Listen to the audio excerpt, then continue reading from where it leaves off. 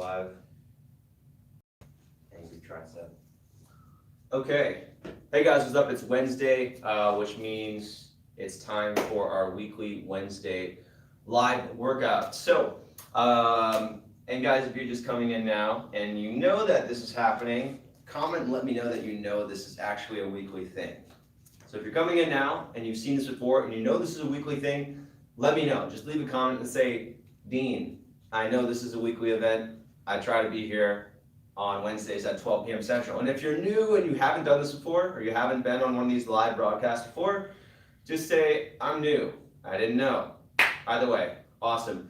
So, Instagram, YouTube, Facebook, thanks guys for coming today. And if you're watching this later on, leave a comment. If you have any questions, I'll get to it, even if it's not live. And if you are watching this and right now and it's live and it's during the broadcast, make sure to leave a question too if you have any. I will answer it either throughout this routine or at the end of it. So today what I want to show you is the best stretches to counter sitting. So this could be if you're sitting at a desk. This could be if maybe you're traveling and you're on a plane. Maybe you're driving, maybe you have a really long commute in the morning, or maybe you're going on a trip this weekend for Labor Day. So these are all stretches that you can do to help undo the effects of sitting. And I find these stretches really relevant because most of us, pretty much all of us, are sitting way more than we should be, which is pretty much mostly never, or at least sitting on a chair or sitting on a couch. Unless you're super tired and you need that and you need to relax. But for the most part, we should be, if we are sitting, we should be sitting in a cross-legged style, or we should be sitting somehow in a way that we have to hold ourselves up without using a couch or without using a wall to support us. So as I'm watching, one of our team members sit against the wall, she adjusted herself. All right, so I'm going to show you the best stretches that you can do to help undo these effects of sitting. So when you're sitting, a few things you want to keep in mind. So when you're sitting, there are a few things that are going on with your body that we want to do the exact opposite of when we get up to stand. So when we're sitting, right, our hips are tight, all right, so our hip flexors are in a shortened position, and they're also inactive. Our glutes are inactive. We're usually rounding forward with our chest. The shoulders tend to round in, the chest gets tight. We might be doing something like this with our neck where we get our cervical spine or the top of your spine into extension, but the rest of our spine is in flexion or rounded. And this is also a very inactive position for your neck. So we want to do the exact opposite of all of these things. We're trying to undo the negative effects of sitting. So that means from your neck, we want to get your chin toward your throat instead of away from your throat, and we want to work on doing a back bend. For your hips, that means that we want to open your hips. So we want to do some sort of external rotation with your hips, or we want to do some sort of hip extension, right, where we're opening up your hip flexors. Our hamstrings are also tight, which means that we want to do some sort of lengthening of the backs of your legs. We also are tight in the inner thighs, so we want to open up the thighs, right, and stretch the adductors. With the shoulders, our hands are in front of us a lot. So we want to get our arms behind us as much as possible, right? And really open up the chest. So that involves arching the back, but also getting our arms behind us, right? And kind of lifting up or pressing our arms back or engaging those muscles in the back. So part of this is stretching the muscles that get tight when we're sitting. But the other aspect of this is engaging the muscles that are stretching while we're sitting, because conversely, we've got all these tight muscles, but we're also overstretching a lot of other muscles, right? So our back muscles are getting overstretched, and because our chest is tightening up. That's mainly the biggest one. We're overstretching our back, so your scapular stabilizers, your lower back, your mid back. So we want to undo all of that. So let's get into some of the stretches now. And you don't need this, so I'm going to put this back over here. Okay, you just keep doing what you're doing. So the first thing I'm going to do is an active stretch, and this is just a really simple high lunge with a back bend. So I'm going to take a big step back with one foot, go into an easy high lunge, knee over my ankle and my front foot. The more you can straighten the back leg, the more of a stretch you're going to get through this left hip flexor. And again, this muscle gets tight when we're sitting. And to add a little bit more to this, I'm going to bring my arms up overhead and also get my spine into extension, which means arching my back. So I'm doing two things here already. I'm opening up my chest, I'm getting my spine into extension, and I'm also stretching my hip flexors. So that's two already. And then for a third, I'm actually going to squeeze my elbows down and back like I'm doing a pull-up, just like this. So I'm getting my upper back really active, stretching my chest even more. And then I'm going to hold this for at least 45 seconds, maybe up to 60 or even 75 or 90 seconds. One thing to make sure that you're doing while you're in that position, number one is to make sure that you're not feeling any sort of compression or any sort of pinching in the lower back. And that tends to happen if you arch your back too much or if you're not using your core. So if you're here, right, and you let the lower back arch and your butt kind of goes out behind you, that's not going to feel great on your lower back. So one thing that you can do is just allow your back knee to relax toward the ground a little bit, and then we can move from this extension in your lower back to a more neutral position in the lower back. So just dropping that knee. And then from there, as that hip flexor opens up, you can start to straighten the leg and maintain a neutral spine. All right, so that's the first thing to do. Second thing to keep in mind is lengthening the back of your neck. So I see a lot of people in back bends, and can we still see me here? And I see a lot of people when they do back bends, they just let their head drop like this. And if you look at the back of my neck here, right, there's a lot of crinkles in my neck right now, and this isn't a strong position at all for my neck. This is very inactive. So when I'm doing a back bend and keeping length through my neck, I want to think pulling my head away from my shoulders, right? So now you can see there's a bunch of length in the back of my neck. I'm not just letting my head collapse. And this is actually going to help me strengthen the muscles in the back of my neck, which get really weak as a result of sitting in poor posture. I also want to think kind of pulling my chin toward my throat here, right? And then again, keeping that length. So those are the two big mistakes that I tend to see in a high lunge with a back bend. And then, of course, we want to make sure to do both sides. So I'm switching sides now. Again, getting my knee over my ankle, keeping my legs active. So not just being inactive in this lunge, but actually squeezing my muscles. And to get a deeper stretch through your right hip flexor, which is what we're focusing on right now, you are going to tighten and squeeze that right quadricep, which is going to help lengthen your hip flexors. And then again, we've got the arms up, we're leaning up and back. You want to think sternum lifting toward the ceiling, and then again through the back of the neck, we want to keep the back of the neck really nice and long, chin kind of pulling toward the throat, and again, just not letting your head collapse. So if you can talk like a normal person as you're arching your neck, that's a good sign that you're in the right position. If you can't talk because your voice box or whatever the hell is here is constricted, that's a good sign that your neck is in an improper position.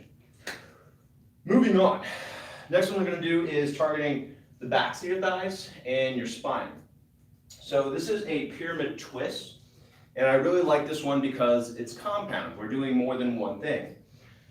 So for this, I usually like to use a block or a foam roller or something like that, just because I find most people don't have the mobility to keep their hand on the ground and their legs straight with a proper form in their spine. So I highly recommend using a foam roller or a block for this. We're going to start with your right leg forward, your left leg goes back. This is one of my first times using this mat, and I'm really excited about it. By the way, if you're watching this and you're wondering, where do I get that mat with the cool lines on it? This is actually our prototype. We're going to be releasing these in a couple months. So this is the Manful Yoga Court mat. It has an alignment system, so you can use that to figure out where your feet should go. Anyways, going back to what I was doing. So we're going to square our hips forward, bring your hands to the block, straighten your right leg as much as you need to until you feel a stretch to the back of the thigh. All right, so I'm opening up my hamstrings here. And you want to keep your back flat here. So if you notice that your lower back is starting to round, so if you notice that, right, your belly button is picking up toward your back and you're caving your chest in, that's a good sign that you're rounding your spine. And that's also going to minimize the stretch to the back of the leg, which is our goal here. So you want to make sure that you're straightening that leg or not straightening leg, but you want to make sure that you're straightening that spine. And it actually doesn't matter if you straighten your leg or not. The point is to get the desired stretch. It's not to do what everybody else is doing. So I'm just going to straighten this leg as much as I need to feel a stretch. I want to keep my abs tight, just as if I were doing a plank, so I should be able to hold myself in this position without the hands. And then for a little bit of support, I'm going to put my left hand on that roller or on that block, whatever it is.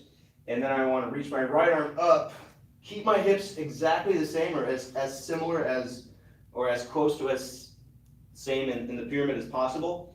And then I'm going to open up into a pyramid twist. Notice that my hips aren't, right, they're not twisting open. My hips are staying the same. They're still neutral, facing straight forward. And this is going to help me open up my thoracic spine, so the mid-back. And if you have pain in your neck or in your mid-back, this is caused by sometimes a lack of thoracic mobility or lack of thoracic activity. So one of the things I really like doing here is putting my right hand on my hip, and that forces me to actually use my spine to open up as opposed to just cranking open my arm and making it appear like I'm opening up my spine. So bring your right hand to your hip there and then roll back that shoulder. Lengthen your head, so still getting really long through your spine, and then slowly looking up. And you're gonna hold this one for at least 45 seconds, maybe up to 60 seconds. So that's gonna work on your spine, that's also working on your hamstrings. We're gonna do the other side. So again, now left foot forward, right leg back, pointed out 45 degrees. Start kind of in the warrior one. Square your hips, hand to the block, straighten your left leg until you feel a stretch. Keep the abs tight, just like you would for a plank. Right hand goes on the block or the foam roller or whatever you're using. Keep your hips the same, roll back your left shoulder, and open up into that twist. Again, I like using the hand on the hip here just because it forces me to be honest with this stretch. Roll back your shoulder, slowly look up. Make sure that you're not keeping your shoulders and your ears close to one another, but keeping length there. Right, so pushing your head away from your hips. And then if you want, reaching that arm up, but making sure that you're feeling the stretch through the back. There should be a lot of core here. So if you should be able to lift your hand away from the block. And if you can't do that, then you're probably not being as active as you should be in this posture. If you are feeling really sore, then you don't have to be as active.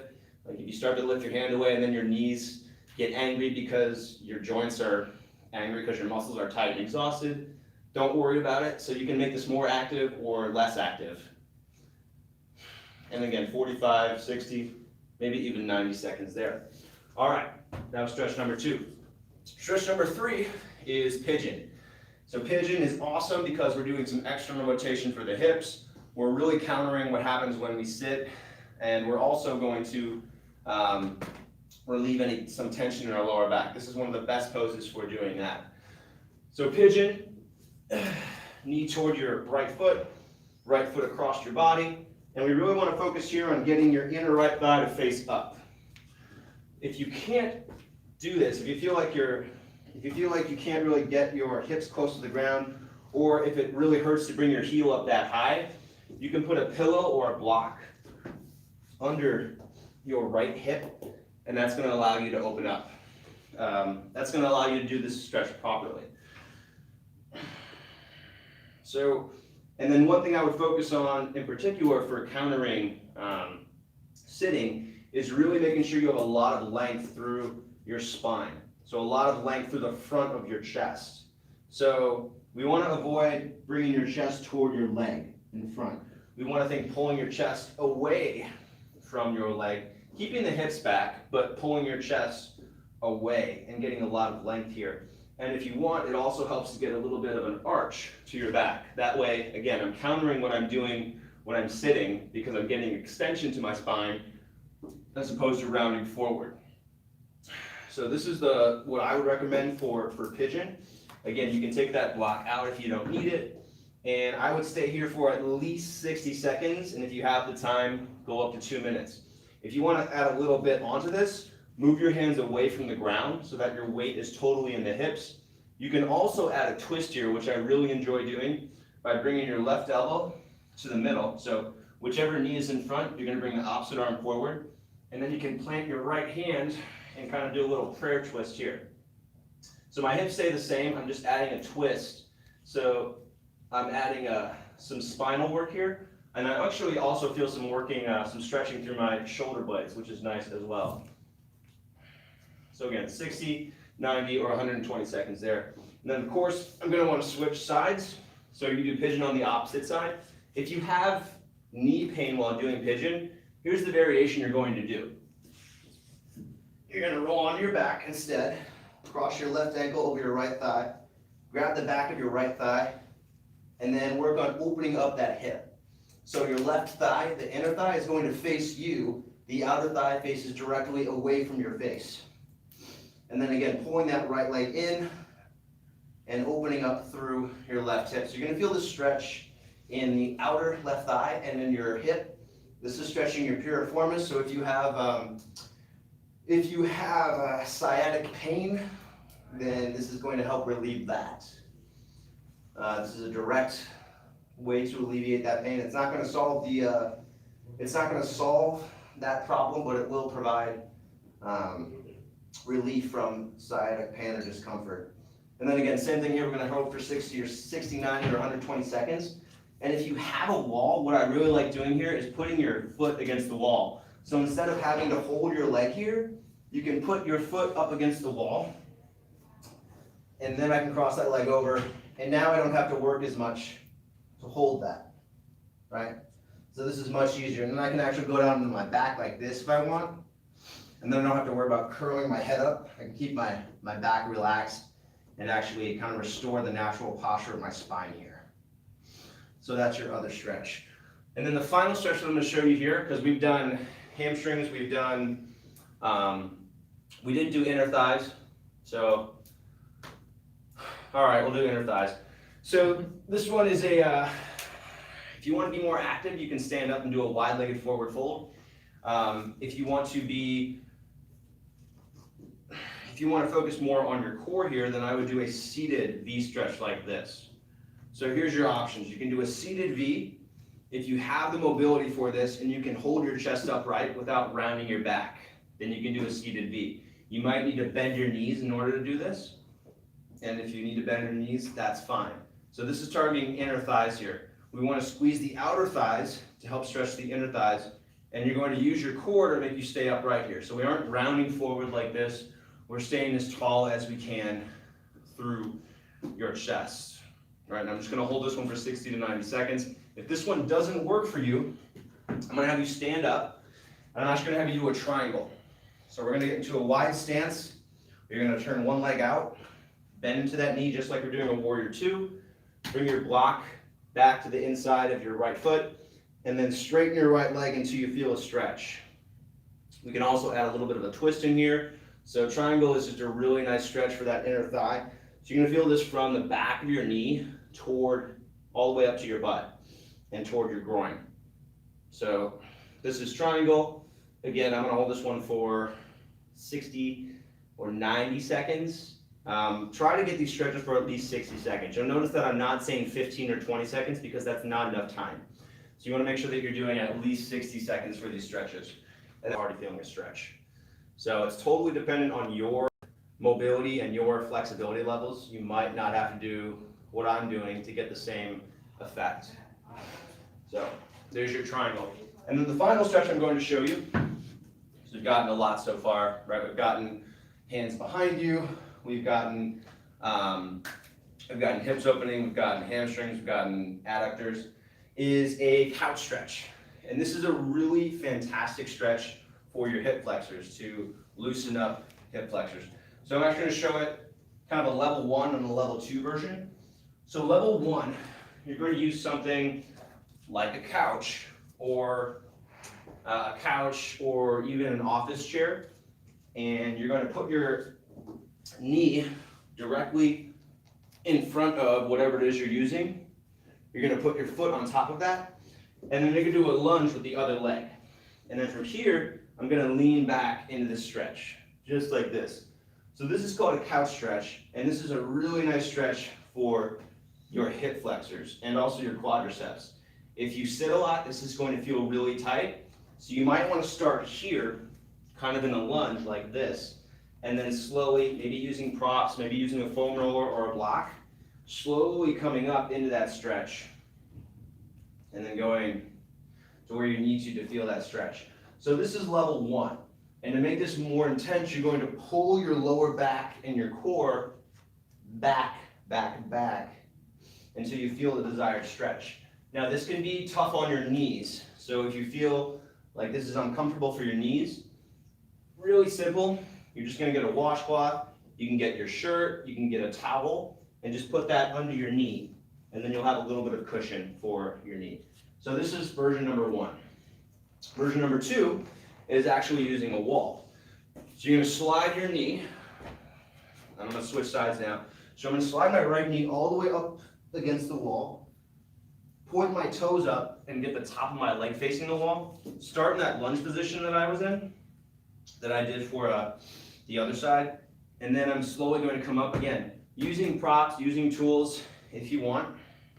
Pulling, I'm really working on pulling my core, pulling my pelvis and pulling my belly button and my lower back all toward the back of the wall, or all toward the wall. So I'm not just arching my back here, because that's actually that's not doing much to lengthen my hip flexor more. So I'm pulling, my core toward the back of the wall to get that stretch. If I want to make this even more intense, I can bring my arms against the wall and now pull my sternum toward the wall. So that will make this stretch even more intense. Most people don't need that much. So you can start with your hand on the block like this, leaning forward, or you can progress to pulling your core and pulling your back toward the wall.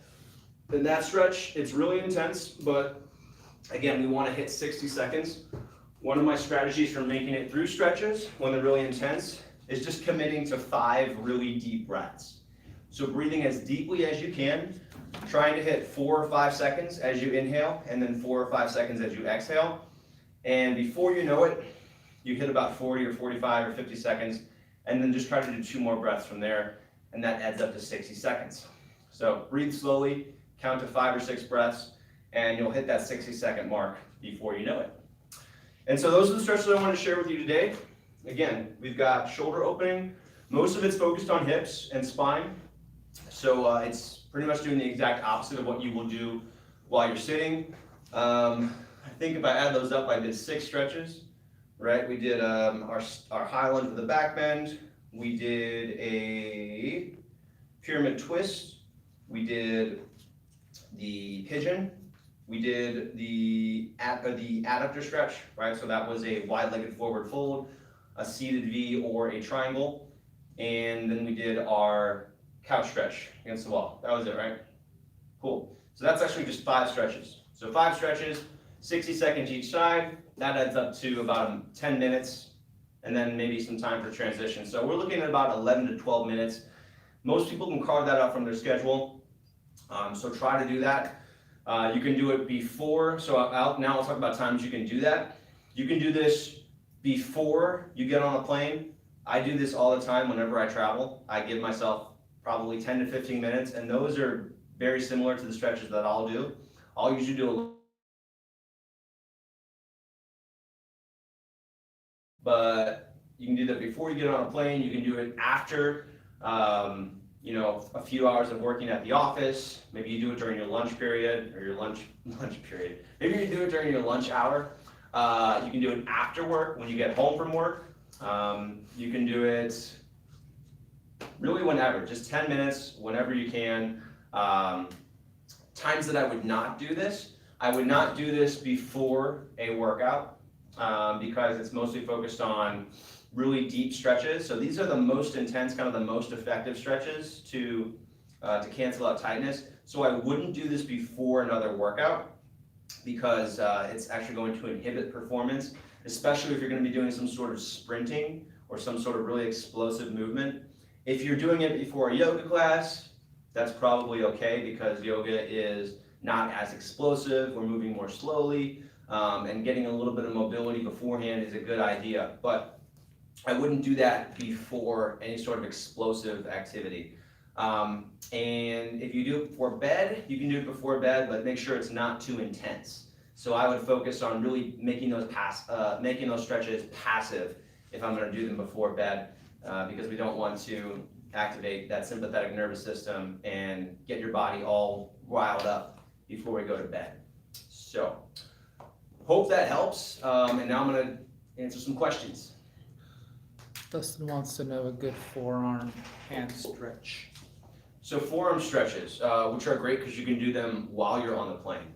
Oh, that's what I said I was gonna do last week. All right, so next week we're gonna be doing stretches you can do while you're on the plane. So stretches you can do with your hands. You just wanna think, well, what am I not doing with my hands during the day that I can do while stretching, right? So we wanna take it to the end range of motion and then just hold it. So one thing we can do is we can pull our fingers back, right, toward our body like this. So our palms are, in this case, our palms are supinated or opened up, and we are stretching the kind of the inside of your forearm like this. We could also bring our hands back, so we can pronate, and then we can bring our fingers in toward the insides of our wrist, like so. All right, so I'm holding like this, lightly pressing the back of my hand into the opposite hand and holding there. You also have what's called ulnar and radial deviation, which means I'm going from side to side. So I'm keeping my wrist still, I'm bringing my pinkies out to the outside, and then I'm bringing my fingers in, my index fingers in toward the inside. And this is some movement that you can also do to help with that. And then mobility-wise, right, we can do wrist circles, go both ways. We can change up the speed to go slow, we can go faster. So those are stretches that I would do for wrists. Any other questions? Cool. All right, guys. Well, if you're looking for more content like this, I highly recommend you subscribe to my YouTube channel, youtube.com/manflowyoga. That is that's the easiest way to see content, to see video content like this on a regular basis. And if you want to check out some other workouts, I recommend you go to the Manflow Yoga blog at manflowyoga.com/blog, and you can check out some workouts for free that we have over there. So there's tons of workouts over there that you can check out. Again, that's manflowyoga.com/blog. And make sure you subscribe to me on, if you're on Instagram, if you're on Facebook, if you're on YouTube, make sure you subscribe to all those channels because I put out different content on each of those channels pretty much every day. Except YouTube. You guys get like 2 or 3 or 4 videos a week, not every day. And yeah, that's it. If you guys are watching this later on, feel free to leave a question and I'll get to it later on. Otherwise, leave a like if you enjoyed this video, if you got something out of it. You can bookmark this or save this video to watch it later. And make sure to use it this weekend when you're traveling, if you're traveling for Labor Day. Any other questions? Cool. All right, guys, I'll see you on the next video. That's going to be next Wednesday at 12 p.m. Central Time. And again, this time I'll remember, but next week we're going to be doing stretches that you can do while you're sitting or while you're traveling on a plane, or hopefully if you're driving you're not doing these, but if you're sitting in the passenger seat or the back seat, you're welcome to do these too. So that's going to be next week. Make sure to join me then on Instagram, YouTube, or Facebook. All right, see you later.